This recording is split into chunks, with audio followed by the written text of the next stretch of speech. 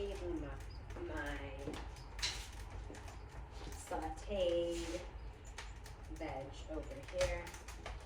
Have a good hot fire going and barely, so it is kind of hot and perfectly seasoned and sauteed. So I'm going to add in my broth now,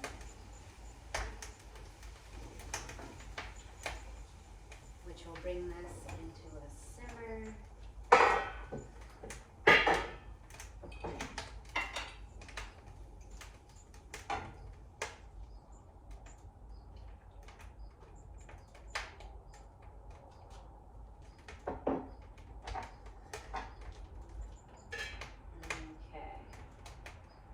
So now that I've got them all sauteed, I've got my broth in here, I'm going to let it simmer, and then we will make up the stuff.